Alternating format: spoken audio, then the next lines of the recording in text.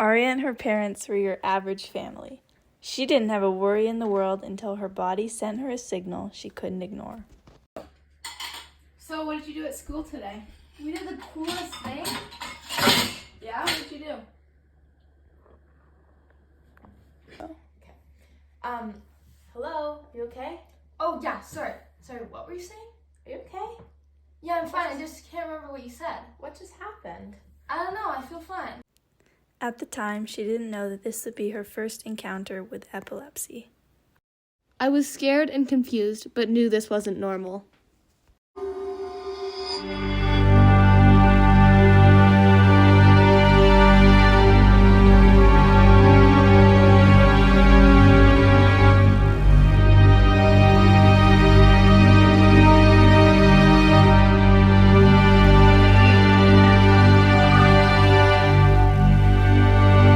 Something really weird happened with our daughter today. She totally zoned out and her eyes are kind of fluttering. And it wasn't just a normal zoning out. She seemed like she totally lost consciousness. And when she was back, she didn't know what we were talking about or what she was doing. You know, honey, she's fine. She's just zoning out. You know, I'm just really worried about our daughter. I just think that we should talk to someone. I knew it was unlikely, but in the very back of my mind, I was thinking of my late cousin Linda, who had been diagnosed earlier with epilepsy. Ladies, These were her start first with a little signs. sun salutation. Down into doggy pose. And then stretch your calves out. And then come down into a cobra.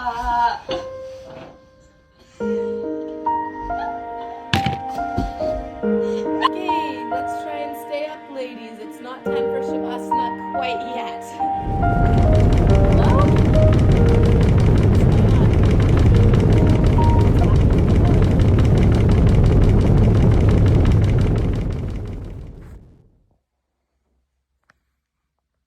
Oh my god.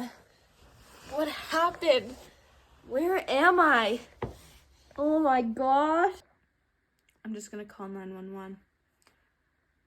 Hi, yeah, so I'm teaching a yoga class here at the Holistic Health Yoga Studio, and I was just wondering, my patient just dropped to the ground and started shaking, and I'm really worried about her. Could you send an ambulance?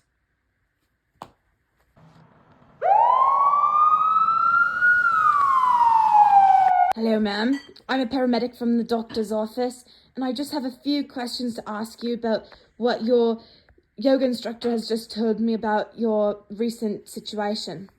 So my first question is, have you had any uncontrollable jerking or shaking recently, which we like to call a fit? Have you had any loss of awareness and staring blankly into space recently? Yes. Have you become stiff at all? Yes. So, another weird thing, have you had any strange sensations, such as a rising feeling in your tummy? Yeah. Any unusual smells or tastes? Yes. Now that you say that, like maybe burnt toast? Okay, very interesting. And so one of my last questions, have you had any tingling in your arms or legs? Yeah. Okay, and our last one is obvious. It's collapsing, and of course that's happened to you recently. Has that happened to you any other times in this week or day? No, this is the first time, but I have had some blank moments. Okay, thank you very much. Okay, darling, so we're just going to take you to the hospital. Nothing to worry about. We'll get it all taken care of.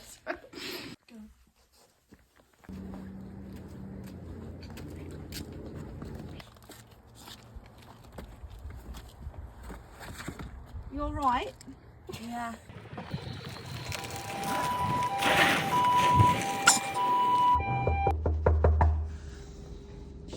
Good afternoon. Hi, Dr. Wolf. You can just take a seat right there. So, I hear you have had a lot of troubles recently zoning out, and even the other day you had an experience that represented a lot of symptoms of a seizure. So, in Emerge, they brought you in to get an EEG, and I'm just here to discuss the results with you. So, with a normal person, their EEG would look like this. And your EEG would probably look like that most of the time. However, after your seizure the other day, you experienced something that looks like this. So basically, this is where your amplitude spikes really, like, with a lot of range. So it shows me that there was some really intense neural activity going on in your brain that day. Okay, do you want to cut? Okay. Okay, so based on your symptoms and the EEG results, it's clear to me that you have something called epilepsy. Let me explain. Okay, so let's talk about it. Epilepsy is a neurological disorder caused by abnormal electrical activity in the brain. You can think of it as a storm affecting a calm sky. So with storms, you can have them affecting the whole sky or a small part of the sky or some of the sky, right? So this can be connected to epilepsy, which is why you can have different types of seizures.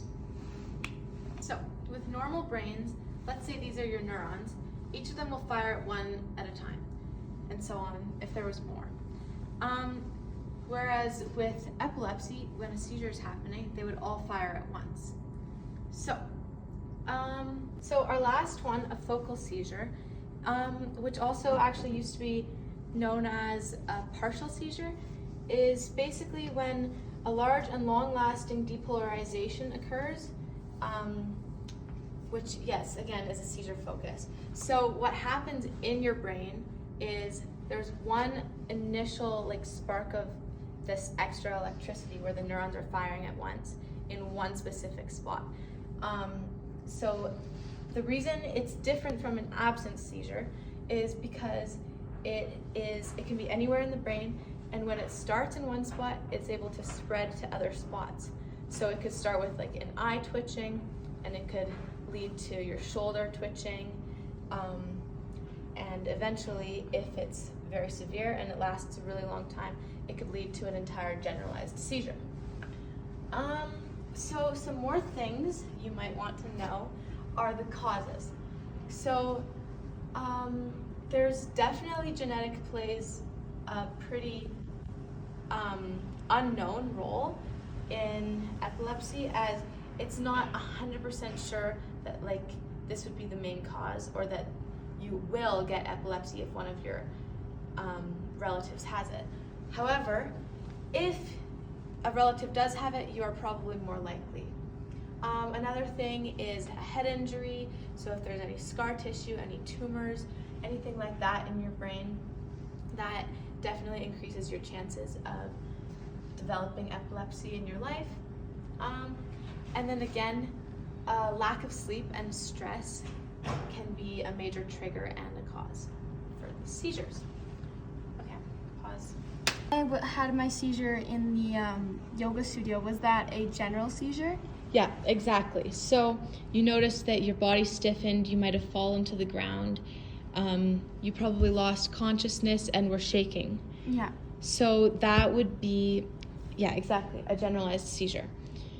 Do you have any more questions? Well, and then would my kind of lack of focus and my zoning out, would that be an absent seizure? Yeah, so your mom spoke with me and she said that when you guys were just in the kitchen, just doing any random things, it could have happened. And so this might have happened from anything along the lines of flashing lights. Maybe there was a flicker or something and that just triggered it. Or it might have just been leftover electrical activity from days before. You never really know. Okay. So what happens next? So epilepsy isn't curable yet, but with treatment, most people will be able to live normal lives. Let's talk about a plan.